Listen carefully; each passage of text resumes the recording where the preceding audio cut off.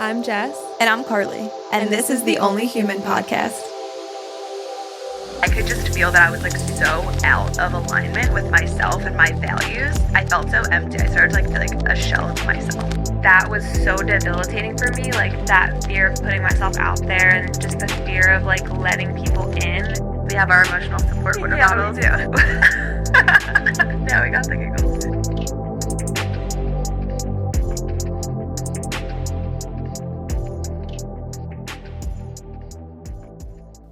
Are we rolling? Mm-hmm. Okay. Yep, I just had to start so when you guys are ready, you just... We can just giddy up. Wait, what is this from? Like the movie director? Or like if you're like the little Yeah, but like thing. doing it with your hand. No. I think people just try to be the what is it called? I don't know. We should probably know because we're in media. Yeah. Do you know what it's called? But you don't? The hand thing. I always call it like a clapper. That's what I call it. Clapper? I've heard it called other things. Really? A but clapper? I think that everybody comes up with their own name. Okay, there's not a universal name for it. By the noise. Okay. It's Well, like a clap. action. Speaking of, I actually saw I guess she's not a movie star, but a famous actress in Puerto Rico when I was there for Megan's Bachelorette. Who is that?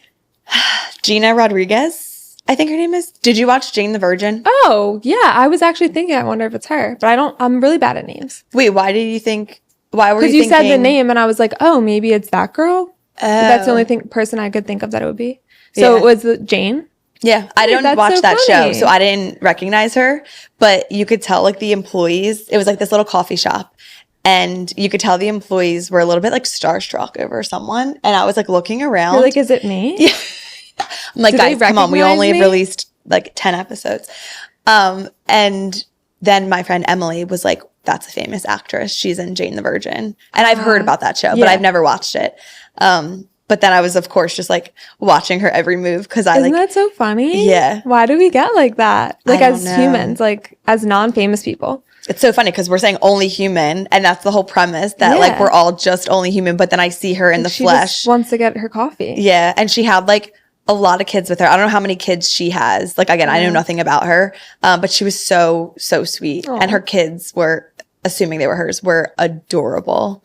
And she's pregnant. Like, I think Oh my she's gosh. due probably in like a couple months because she definitely had like a belly. Wow. But yeah, you could definitely tell that there was some famous aura in the Yeah. cafe. And it needed- wasn't yours. No. Oh, God, no.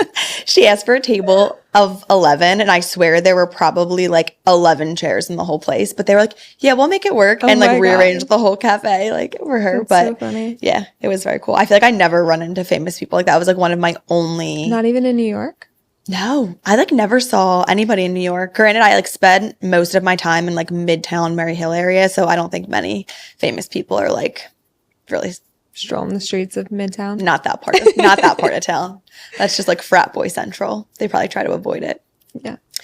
But today is an episode that is definitely very personal for me. And it's been very top of mind because speaking of the Bachelorettes, I feel like that kind of feeds into why this has been so top of mind. And I made a TikTok a little while ago because ordinarily leading up to an event like a Bachelorette, I would put a lot of pressure on myself to look and feel the best that I ever have. And it really never even manifested in me looking the best that I potentially could. All that it resulted in was a shit ton of pressure and disordered thoughts around food and exercise. And like that was really the reality of the situation. It was not good for me whatsoever.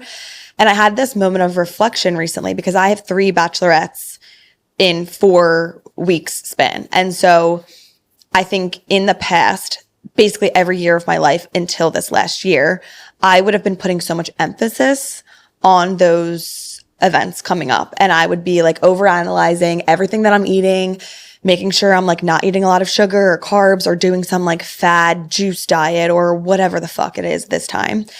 And I was like, oh my God, I haven't thought about anything in terms of like changing my diet, wanting to exercise more or harder. Like I have just been doing what I know works for me and my body. And it took me so long to reach that point in life. And so I really have been like reflecting on my hormone journey, which I know that I've referenced in passing a few times on the podcast already, but we really haven't gotten into it. Yeah. And it's a huge part now of like who I am and like my mentality and like the habits that I engage in, because everything is really done to like make my body better off, which historically I always thought it was engaging in habits that were good for my body, but really I wasn't.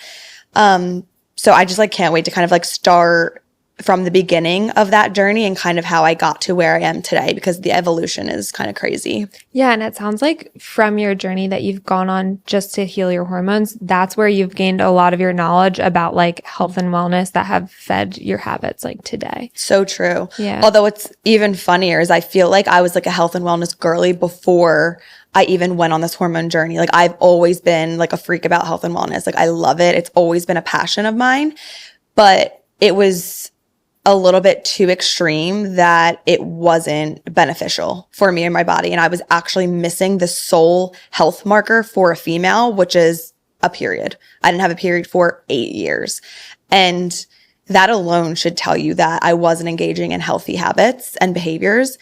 And I missed that for so long. And even though I was like so self-aware, I could tell you every single like macronutrient, like makeup of every single food and all of like the habits, more isn't always more. Mm-hmm. And I was sabotaging myself. And it took me a really long time to be able to look into the mirror. And I'll tell, more of the details as we kind of get into the story. But it wasn't until the facts were like staring me in the face that I couldn't rebuke them anymore. Yeah.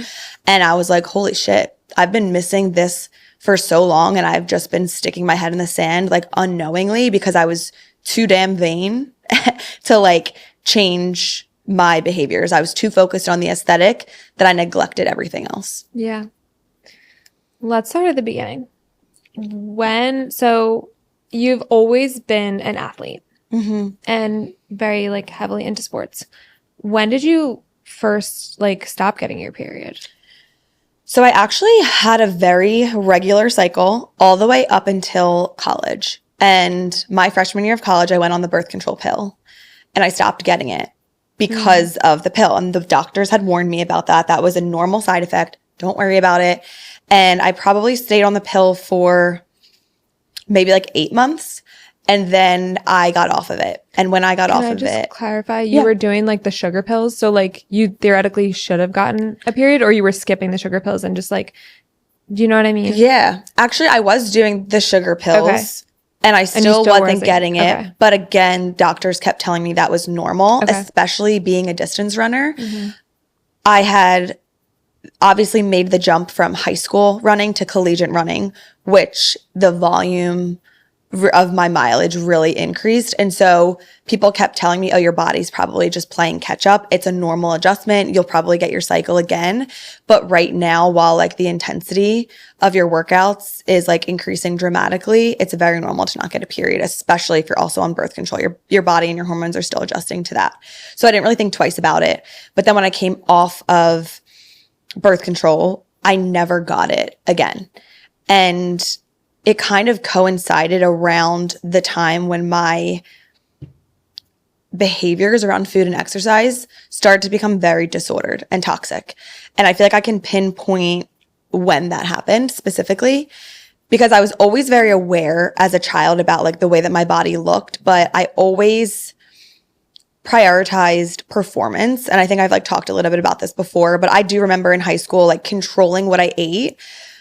And I might not have been eating enough for how active I was, but I still was like eating every single meal throughout the day, snacks. Like I was well fed, but I remember just feeling like I need to be in control around food. And like my breakfast was like a English muffin with peanut butter and like a few raisins. And I remember sometimes like still being hungry after breakfast, but being like, nope, that's your breakfast. Like now you go to school. And like I drank my coffee black as like a junior in high school. Like I just feel like I was very disciplined, but I thought that was okay because it was in pursuit to get a scholarship for college to run.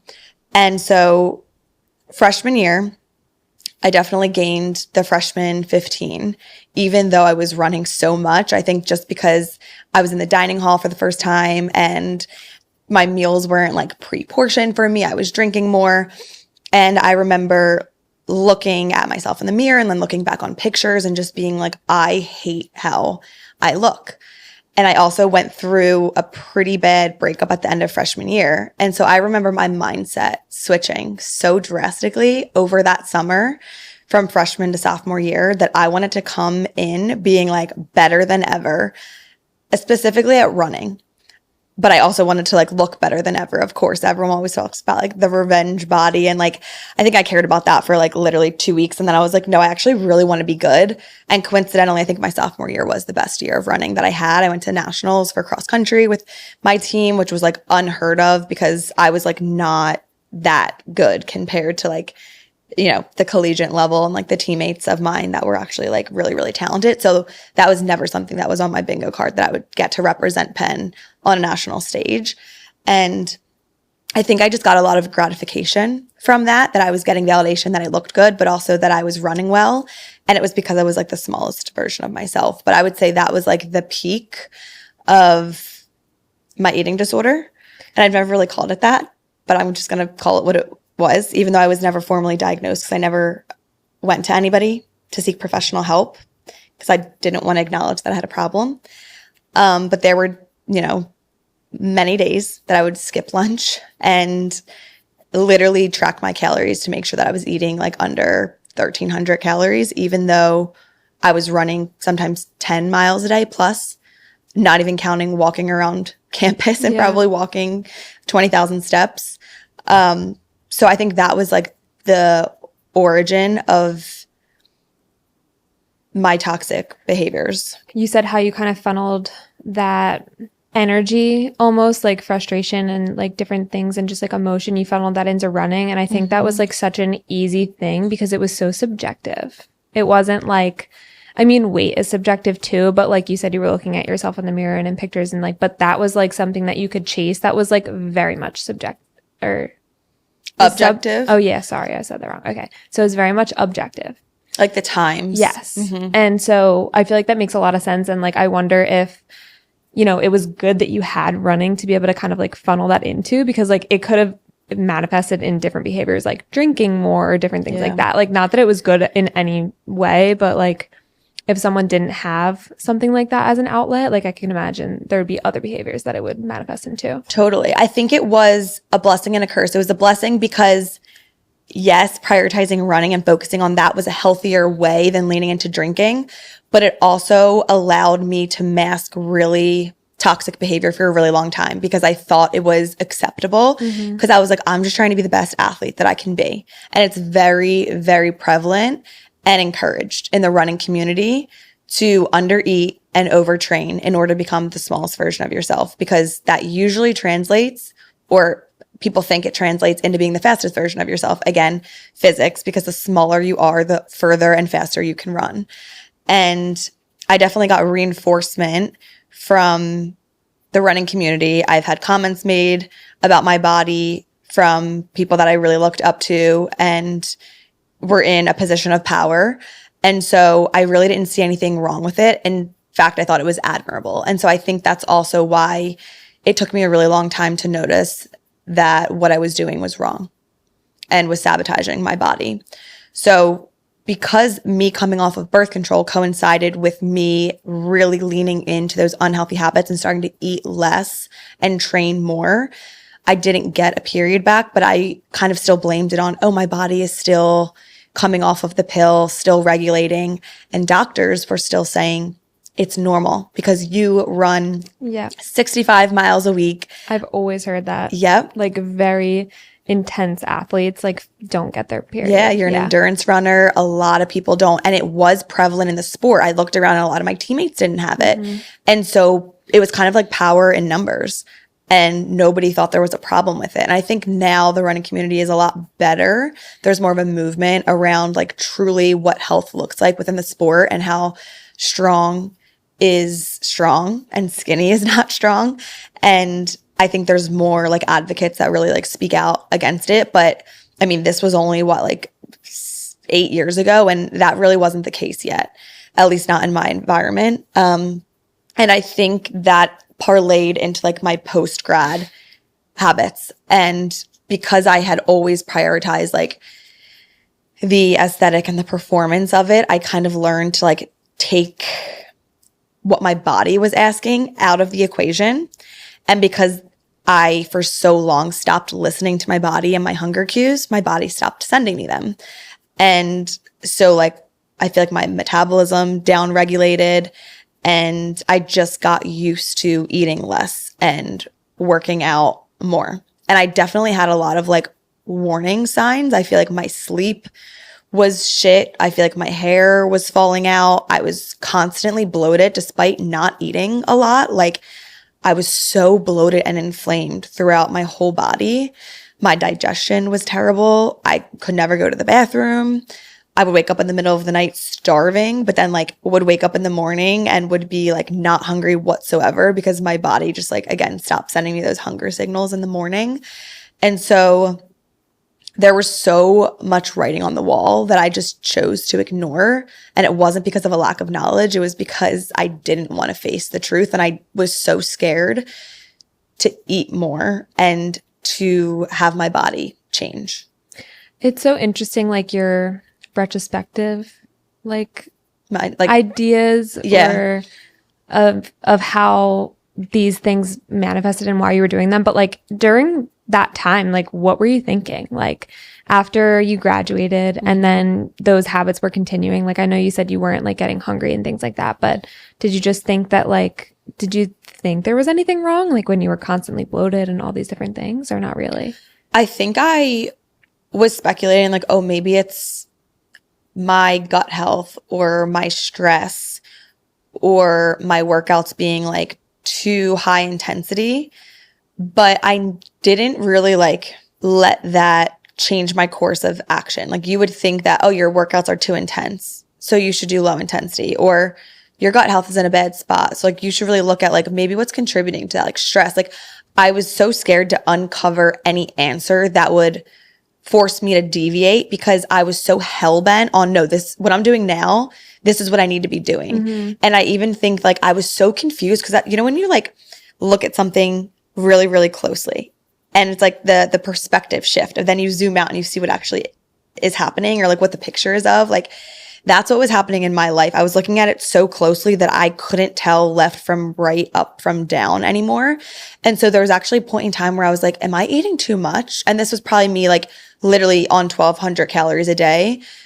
But I would like bring my lunch to work and it would be like one little like grilled chicken breast and maybe like some carrots. And I was like, I'm probably overeating, aren't I? Like I just lost orientation to like health altogether.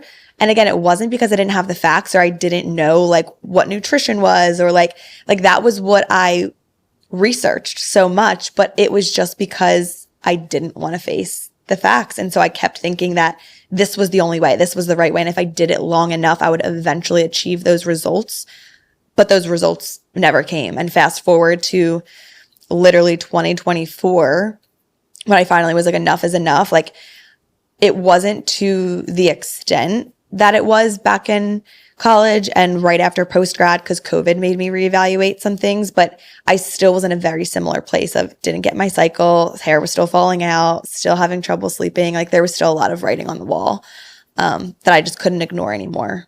Did anybody in your life kind of like think that you had any disordered habits and like said anything to you, or not really? Because you were pretty like close to the chest. It's so interesting because I was always the person that was like the human garbage disposal. I was always the person that was always like eating other people's meals, dessert. But it was so interesting the way that I was able to actually hide how I was really struggling.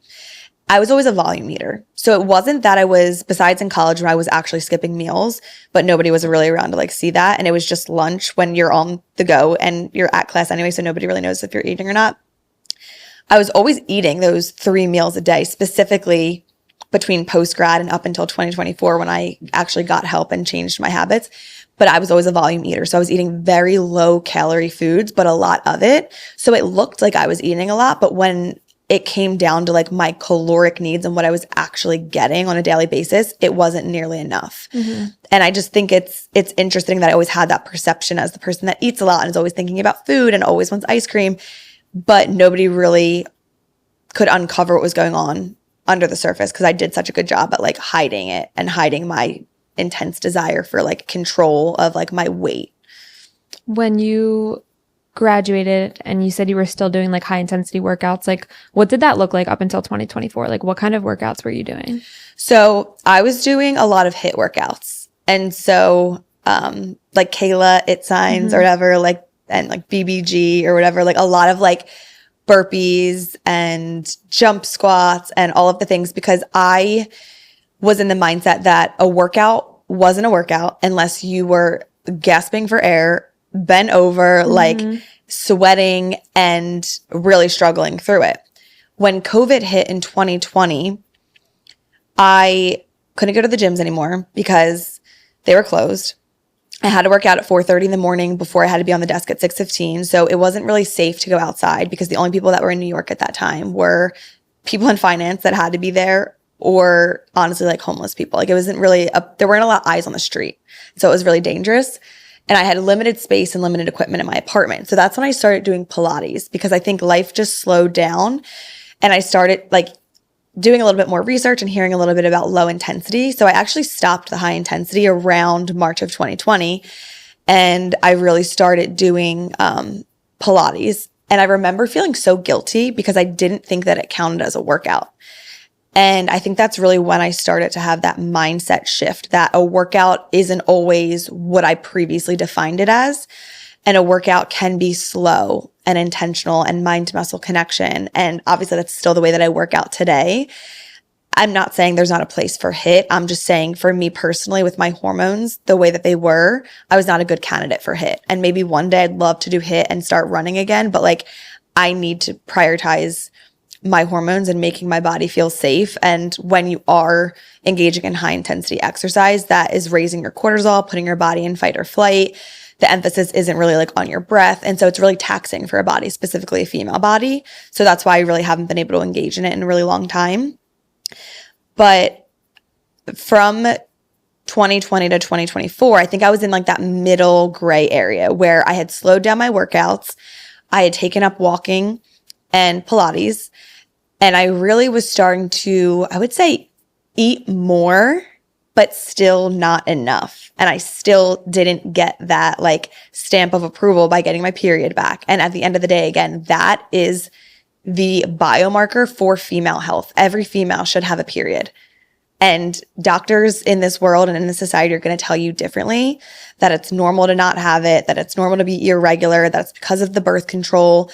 But you should get a cycle. And I think birth control can really mask that, because I know sometimes it alters your hormones and prevents you from getting it. Or maybe you're put on the pill to bring you this synthetic cycle. But if you're not on anything, like every female should be ovulating. And I think there's just like this narrative out there that it's so normal. And I've actually been documenting this journey on TikTok for about a year now. And I've stopped because it doesn't really affect me that much anymore, because I did regain my cycle, which we'll get into.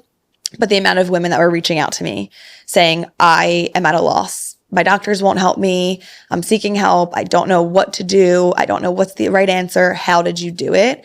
And that breaks my heart that people are out there with no answers and no support, because I take myself back to those years between 2020 when I started to finally come around and do things right, but was still missing that marker of health, which was my period. And I was so beside myself that doctors weren't helping me. I went to every specialist. Like I went to a GI doctor. I went to like a fertility specialist at UPenn. I went to my gyno, my primary, and people were running tests, but nobody was giving me the answers. And it wasn't until September of 2024 when I went to a functional medicine doctor and got a ton of tests done and was ultimately presented the facts and really was able to sit with the fact that my estrogen was in postmenopausal level. My thyroid was on the floor. I had a 10 on a scale of 1 to 10 for dysbiosis, which is like an imbalance of gut bacteria. And especially the estrogen and the thyroid levels, like that was just appalling that I was 27 but I had estrogen levels of like a 55-year-old. Right. And so that was really something that I couldn't argue with or stick my head in the sand about anymore. So that was really like the starting point of me being like, I need to put my aesthetics to the side and put my health first and do everything I need to do to get my cycle back. So it sounds like you weren't, like, it wasn't a thing where it was like 8 years went by and then around year 8 you were like, oh damn, I really haven't had my period in 8 years. Like, it sounds like for the first 4 you were kind of like, okay, this is like kind of normal, and then the second 4 were kind of like, all right, let's like take a closer look at this, let's go to some doctors that clearly weren't asking the right questions, which is a lot of the problem. But okay. I even had like a misdiagnosis of PCOS in there. So for a while I rode that wave and I was like, oh, I don't have a period because I have polycystic ovarian syndrome, which is kind of like there's 3 things that can be like checked. You need 2 out of the 3 in order to be diagnosed. So it's an irregular cycle, high androgens, like testosterone, and cysts on your ovaries. I had a missing cycle and high testosterone, but it's really not a test that you can test and it's like yes or no. It's not like a binary. It's more of like a guess, a ballpark. And there's so many confounding variables that can lead you to have 2 out of the 3 or 3 out of the 3. Doesn't mean you have polycystic ovarian syndrome, but it looks like you do. Yeah. So that was also a factor in there from like 2020 to 2024 that I was like, oh, I just have this syndrome that prevents me from getting a period. I don't have to worry about it then. It's nothing that's biologically like in my control. It's just a genetic thing that I have. And I think that's another thing that a lot of girls are diagnosed with, but they don't understand that that's actually not the case. And in fact, them getting a period is in their control. And it's actually like the habits that they're engaging in and the lifestyle that they're living that's preventing them from ovulating. Did you ever say like, I have had a regular period up until I was 18 or whatever year it was, and then now all of a sudden like I have PCOS? Like, did that ever, like, I don't really know how PCOS works, but like I would think that you would never get a regular period like that's in your a good life. Thought. I don't remember specifically asking that question. I don't remember a doctor ever calling that out. I would venture to say that they would probably be like, those things can change. Yeah. Everything is so subjective and every doctor has a spin because they don't have the answer and doctors don't like not having the answer. So instead they prescribe a pill to put the Band-Aid effect on, and that's easier than diagnosing the root cause. And that's why I love functional medicine. How did you find functional medicine? Like, I had never heard of it before you. Like, how did that even start?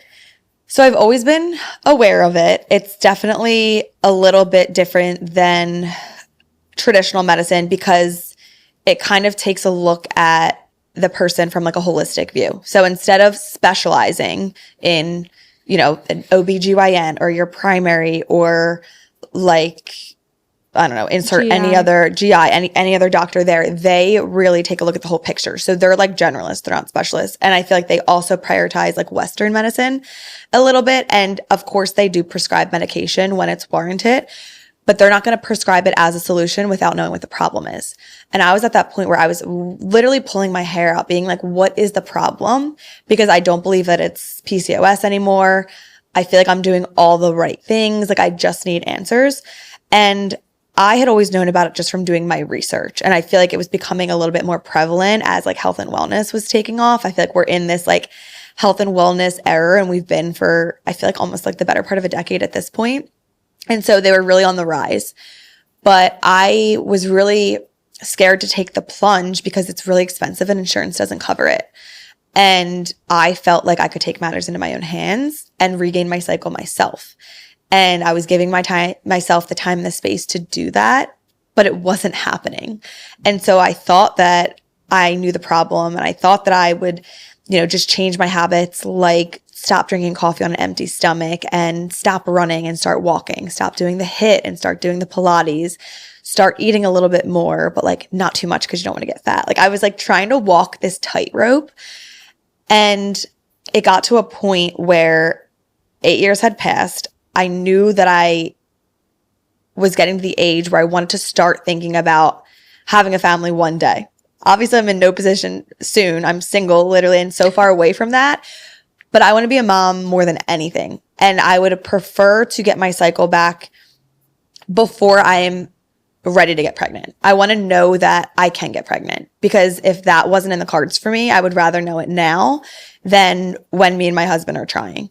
And so that was also a motivation. I feel like it was also a level of like maturity that I was just like, what am I doing? I need these answers because being skinny is no longer the priority. Like, I want to make sure I can have a baby one day, and I'm scared that I can't. I'm scared that there's like something wrong with me. So I think I really had to wrestle with the fact that this functional medicine journey was going to be expensive and not covered by insurance, but it was really worth the price for me. And so my friend Shay talked to me about her friend's experience and was like, she loves her doctor. I really think this is worthwhile for you. And that was what I was most nervous about, because you never really know what you're getting with functional medicine. There's such a wide range of doctors, and there's good doctors and there's bad doctors. And I had like paralysis because I was scared to spend the money on a bad doctor. Yeah. But once I kind of got that recommendation from somebody that I feel like I trusted, I took that as my sign to just finally like just spend the damn money, because it was consuming me and it was worth it at that point. And so that's what finally led me to seek out functional medicine, because I was so sick of trying to find the solution on my own when clearly that wasn't happening after 4 years of letting myself try. Mm-hmm. And so she, initially took all of the tests. And so we did like a hormone panel, like a complete hormone panel. She checked like my micronutrient levels. We did a stool sample. And then we looked at all of the information. And like I mentioned, I had that low estrogen and very low thyroid levels. And she actually wanted to put me on an elimination diet, because she kind of has like a standard protocol for all of her patients. And I remember we were waiting on one more test back. And she was like, in the meantime, you can start this elimination diet. And it was extremely restrictive. I think it eliminated like gluten, lentils, dairy, like literally I think everything that I could eat was just like protein and some vegetables. And I remember calling her and saying, I'm not doing this. And she was like, listen, I'm not telling you that you have to do this, but this is what I do with all of my patients. It's just so that we can eliminate all of like the other variables and really just see how your body responds. And I remember being like, I know in my heart of hearts, like this isn't the answer. I've been running from the answer for so long because I'm scared of gaining weight. I need to eat more. I said, I don't eat nearly enough carbs. I don't eat nearly enough calories. I think I've known this in the back of my head for a while, but I can't stand living another day restricting myself, even if it is in the guise of like your protocol. I know that that's not the answer for me. And she said, I empower you to do what you feel like you need to do for your body. And if this restrictive diet isn't going to be it for you, then go ahead and take matters into your own hands. And because I had done the research of what does it mean to have low estrogen and low thyroid, it smacked me in the face. Females don't get a cycle if they don't have enough estrogen. If their thyroid isn't working properly. And you only get to that point by underfueling, specifically with carbs, for an extended period of time, which then increases your cortisol and puts your body in fight or flight, which then affects your gut health, which fed into the dysbiosis. Like everything clicked for me. And it was a come to Jesus moment that I was like, holy fuck, almost a decade. And I have prided myself in being so knowledgeable about health and wellness, but I have failed to literally pick up the one puzzle piece that was like staring me in the face this whole time. So September of 2024 was when I decided to go like all in, I was calling it. And it was inspired by Stephanie Buttermore, who was like she used to be like very in like the fitness space. Now she's probably just like lifestyle, but she similarly was going through a lot of hormonal issues and just decided she was going to eat as much as she needed to like make her body heal in the way that it needed to. Similarly, I decided to do the same thing. And I was like, I can't think about weight gain. I can't think about how my clothes are going to be fitting, how I'm going to feel. The only thing that I need to think about is getting my period back. And it happened in 8 weeks, which is crazy how the human body adapts that quickly if it's treated properly. Like, oh, thanks. Thanks for giving me this. Like I've been asking for it for 8 years. And literally. That's all I needed. Literally. It was honestly the most like gratifying thing. I remember when I woke up with my period and I was like, hallelujah, like amen. Like the Lord has answered my prayers. I texted all of my friends, I texted my mom, like everybody was so happy for me. And I've gotten it every month since. And I know it sounds like a rainbows and butterflies moment, and it was at the time, but there's been a lot of hardship that's also come from it because I've had to watch my body change. I've had to feel uncomfortable in my clothes. I've had to go on these bachelorette trips where I'm in my bathing suit and I don't like the way that I look and I feel uncomfortable because I feel like my body has changed. But at the end of the day, what I always come back to is I am letting my body just do its thing, and I'm setting myself up for the future that I'm envisioning in my head, which is to be a mom and to have a healthy, fulfilling life. And like that is so much more important than body image will ever be. That's so crazy that like it wasn't even really the functional medicine doctor. Mm-mm. It was just the fact that she Did no the one else test. tested for your estrogen levels. No, I mean, so she does a little bit of a more extensive hormone panel. So I think she'll do like estrone, estradiol, like with the thyroid, she does like T3, T4, like reverse T3. Like I think it's just a little bit more extensive. But I also think a lot of traditional doctors, like primary doctors, will look and be like, oh, you're in the normal balance, you're okay. And just kind of miss like any warning signs if they're not like blaring.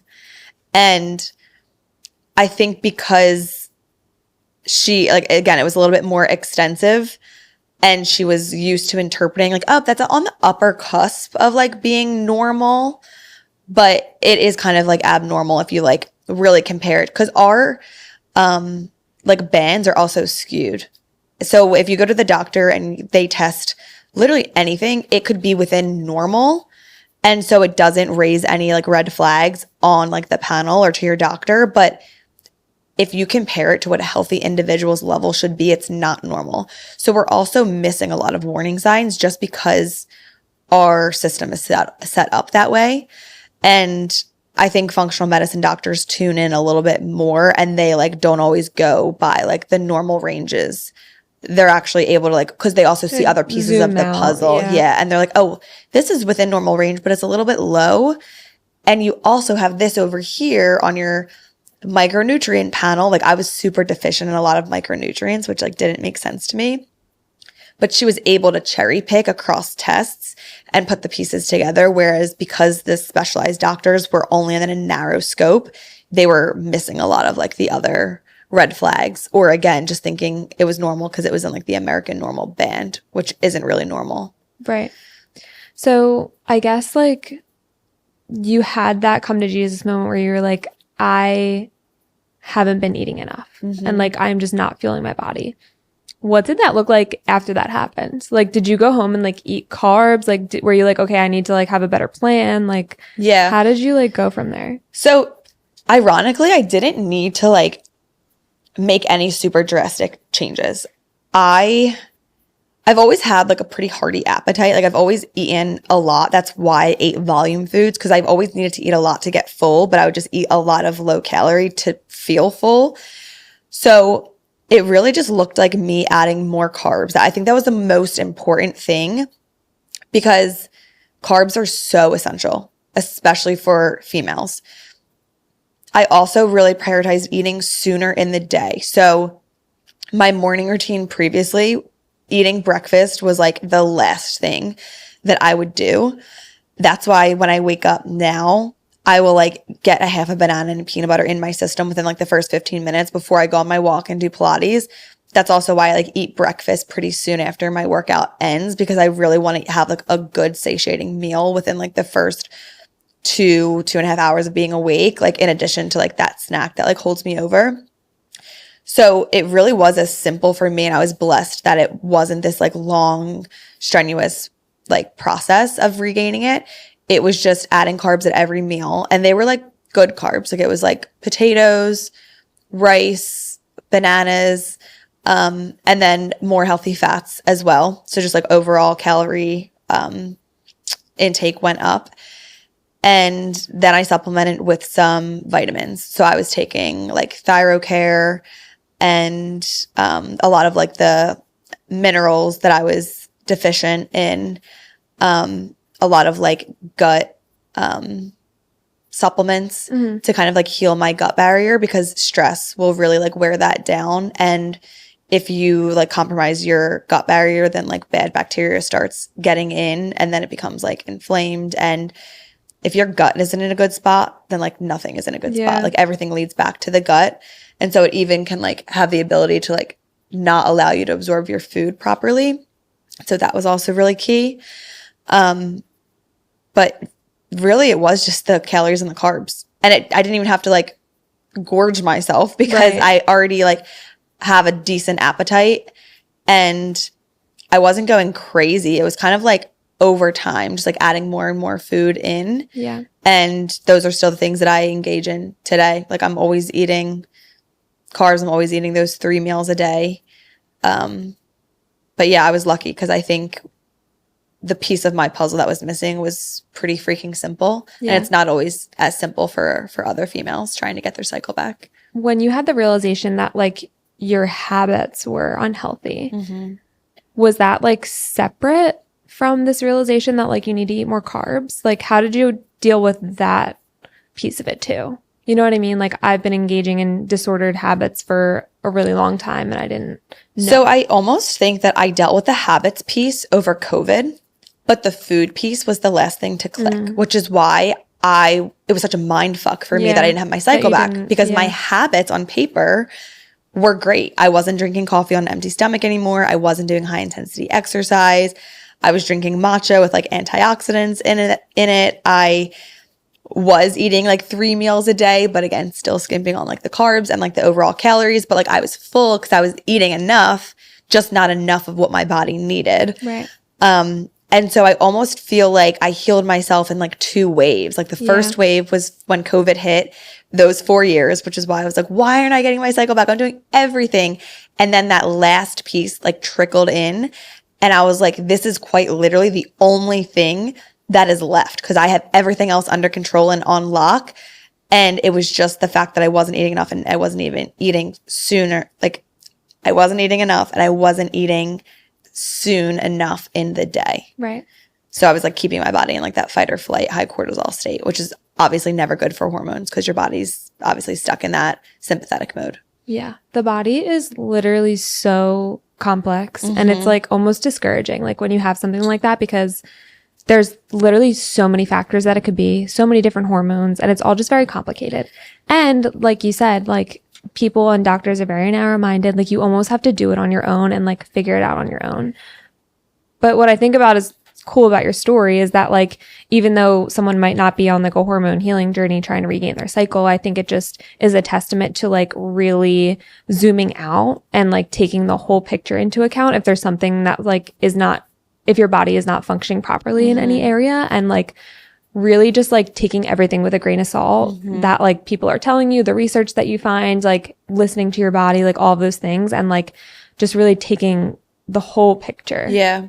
I will say it is so complex, and I was really stuck in that mindset for a really long time, that it was like so complicated and impossible. But I do think it's simpler than we make it. And I think if we just bring things back to the basic of eating enough, fueling your body, getting sleep, getting sunlight, hydrating properly.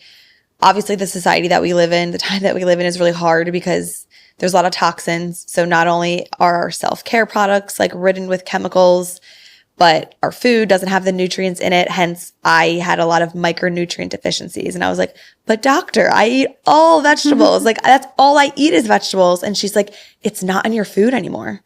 It's not in the soil. So it's not like, and the cards really are stacked against us. So it's really hard to be like, oh, it's so simple. Just eat your vegetables and drink your water. But then like the water's polluted and like we're drinking literally like shit in our water. And it's like, it's simple, but it's hard in this day and age. Yeah. And so that's like the conundrum. That's like the reality that we're living in. And so I just feel like it's so important to educate yourself. And it's not always feasible for people to live these like non-toxic lifestyles, but it's like controlling what you can control. Yeah. And the solution is easier than you think. And I read Casey Means' book called Good Energy. And that really just like change my life. Cause again, I've always been a health and wellness lover, but that took it to the next level. I would say it's overwhelming for somebody just starting on their health and wellness journey. So I wouldn't recommend it for like the average person that's just trying to do a little bit better by like eating home cooked meals or like growing to like chicken and vegetables. But if you feel like you're doing a lot of like the right things, I would highly recommend reading that book because it takes a deeper look at like how our modern living really prevents us from reaching our full potential when it comes to health. Anything from like synthetic lights to like the way that we're sedentary for 8 hours a day while we're at our job, the water that we're drinking, the food that we're eating, like the stress of everyday life, like the notifications and like it's at our self-care products, the toxic that are, it takes that holistic view. And while it's overwhelming because of the amount of information, it really does make you think about how people used to live in the olden age. In the 70s. And like the importance of just good food, good water, good sunlight, good freaking energy. like the book is titled. So yeah, it is complex, but I do think it's simpler than we think. It's just hard to adopt that lifestyle because of the times that we're living in. Yeah. Which is a shame. I agree. It's like you're really like fighting an uphill battle. Yeah. And it's a shame when the doctors also aren't really recognizing those things and nobody's telling you in the middle of a pandemic, hey, you should eat your fruits and vegetables. You should go for a walk. Instead, it's you should do X, Y, and Z. Everything except pay attention to your habits and the things that you eat and the way that you work out and take care of your body. Like it's so ass backwards.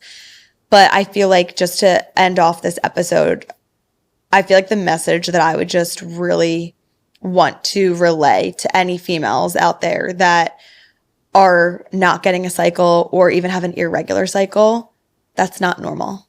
That is absolutely not normal. And you need to be your biggest advocate because your doctor might care about you a little bit, but your doctor's never going to care about you to the degree that you should care about yourself. And nobody's going to take those matters into their own hands. You need to take them into yours. And I'll also just say it's not an easy process and it really requires you to like evolve your mindset and prioritize your health over your image. But I think that's the most worthwhile mindset shift that I could have ever allowed myself to undergo because it literally saved, I won't say my life because that's dramatic, but it saved you in a lot of ways. It did save me in a lot of ways. And it's led me to really prioritize what's important in life, which is not only my life today, but the life that I hope to lead in the future, which again, I've said to be a mom and to have children. And that wouldn't be possible if I wasn't able to look myself in the mirror and be like, you actually need to change some things about yourself because you're not doing yourself a service right now, you know? Yeah. I love that. Thanks for playing interviewer today. I know this is like a heavy topic and I know that it's not, I don't know, because you don't really like directly relate to it, but I know we've talked a lot about it. Like, yeah, this is really the first time that I'm really hearing about it like in depth. I feel like I've, talked about bits and pieces with you, but yeah, it's a really interesting journey and I'm glad that you kept fighting the fight. Thanks. All those years. You should really get a podcast. You're really good at asking good questions. I asked like 2 questions. You interviewed yourself. Anyway, you should get a solo podcast. No, I'm kidding. No, I would never do this without you. What is your mental health resource this week, my friend? A clean space equals a clean mind. Hell yeah. I find myself like unknowingly doing this, but like before I work a stretch of days or like know I'm going to be busy, I try to like clean up my space, put like odds and ends away, and like I just feel so much better. That is so true. Relaxing. I always say that as well. Like it does wonders to just be in a clean space. Mm-hmm. And my car, like I like need to have a clean car because otherwise I feel like my life is in shambles. Yes, totally. I totally understand that. What is your mental health resource? Mine is, I don't even know what this is formally called. We're going to call it shaking.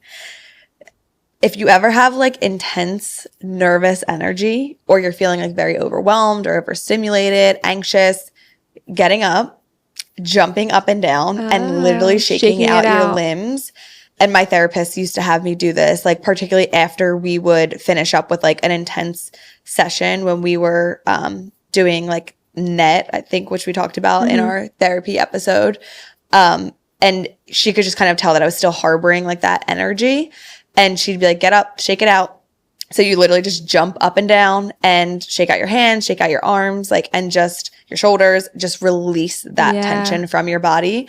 And it literally brings you back to like homeostasis within seconds. So that's like a very quick tool that people can implement at any time throughout their day. And it's obviously free, but it really just has the ability to kind of like reset your nervous system. I feel like I can picture, I don't know if I've ever seen it, I'm just making this up, but I can picture like people doing that before they get on stage, like an artist or something. Yeah, like I feel like they so do true. that and then they go out. Yeah, I never even put that together, but that's absolutely true. Like before it almost performances. like, if you don't think about it, it almost looks like they're like hyping themselves up to go out. But I think it's probably like get that nervous energy out. Yeah, that's so I like interesting. that a lot. Yeah. I feel like all of those things, like they sound so woo-woo. Like it reminds me of like the Superman pose. Like, did you ever hear that? Like before you're about to like do a presentation or something, like stand in like a superhero stance. So like hands on your hips and like chest proud.